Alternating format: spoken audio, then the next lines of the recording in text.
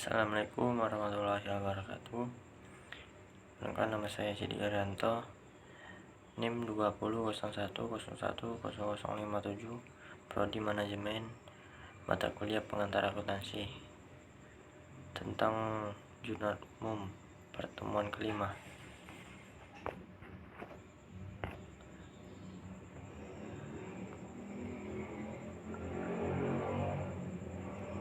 Jurnal umum adalah sebuah jurnal yang dipergunakan untuk tempat pencatatan bagi segala bukti transaksi keuangan yang muncul akibat terjadinya berbagai transaksi keuangan perusahaan dalam suatu periode tertentu.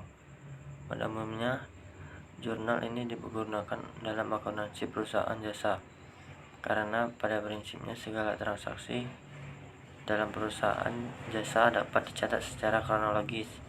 Sedangkan pada akuntansi perusahaan dengan lebih efektif menggunakan jurnal khusus. Contoh transaksi dari saya, pada tanggal 7 Juli 2020 perusahaan meminjam uang dari bank sebesar 10 juta. Dicatat dalam jurnal umum tanggal 7, keterangan kas bertambah 10 juta. Kas bertambah masuk di debit, dan utang bank bertambah di kredit. Pada tanggal 8 Juli 2020 perusahaan menerima uang atas pekerjaan yang belum dilaksanakan sebesar 1 juta rupiah. Dapat dicatat pada jurnal umum, kas bertambah di debit senilai 1 juta. Karena kas bertambah, jadi masuk di debit. Perusahaan menerima uang atas pekerjaan yang belum dilaksanakan sebesar 1 juta rupiah. Belum dilaksanakan, tapi sudah mendapatkan uang. Pendapatan diterima di muka. Pendapatan bertambah di kredit senilai 1 juta rupiah. Nomor 3, pada tanggal 9 Juli 2020 pemilik menyetorkan modal berupa kas sebesar 40 juta rupiah. Menyetorkan modal berupa kas bertambah 40 juta rupiah di kolom debit karena kas bertambah. Modal pemilik bertambah di kredit.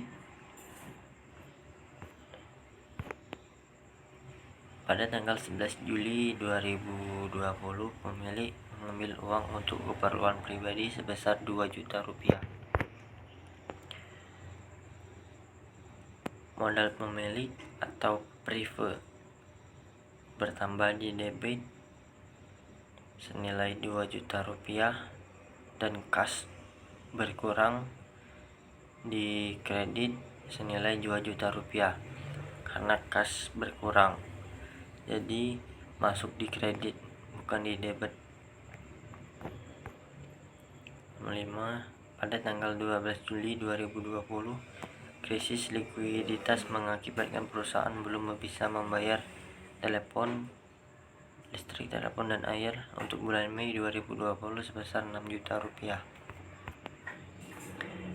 Beban listrik, telepon, dan air bertambah di debit senilai 6 juta rupiah, dan utang listrik, telepon, dan air bertambah 6 juta rupiah masuk di kredit. Pada tanggal 14 Juli 2020 perusahaan telah menyelesaikan pekerjaan yang sebelumnya telah dibayar oleh pelanggan sebesar 1 juta rupiah. Perusahaan telah menyelesaikan pekerjaan yang sebelumnya telah dibayar oleh pelanggan 1 juta rupiah. Pendapatan diterima di muka bertambah di debit senilai 1 juta rupiah, dan pendapatan jasa karena sudah menyelesaikan pekerjaan masuk di kredit sebesar 1 juta rupiah.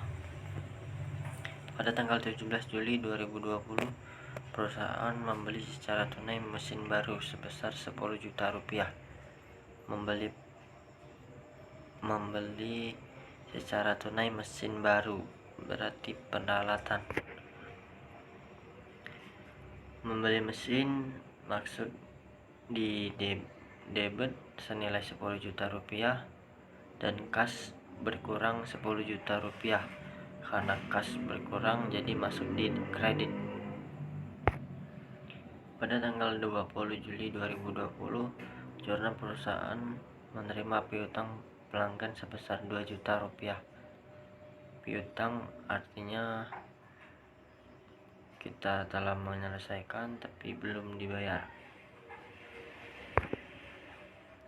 Kas bertambah di debit senilai 2 juta rupiah. Karena kasnya bertambah jadi masuk di debit. Pendapatan jasa, piutang jasa, piutang usaha sebesar 2 juta rupiah. Pada tanggal 22 Juli 2020, perusahaan menerima pendapatan sebesar 1 juta rupiah atas pekerjaan yang telah diselesaikan. Kas bertambah 1 juta dan pendapatan jasa bertambah 1 juta. Pada tanggal 25 Juli 2020, perusahaan membayar beban gaji sebesar 3 juta rupiah. Beban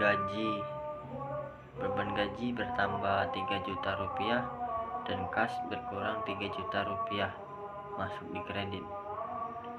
Jadi akhir dari debit jumlahnya 76 juta rupiah dan kredit jumlah seluruh 76 juta rupiah. Jadi debit dan kredit harus balance atau sama. Sekian penjelasan dari saya akhiri. Wassalamualaikum warahmatullahi wabarakatuh.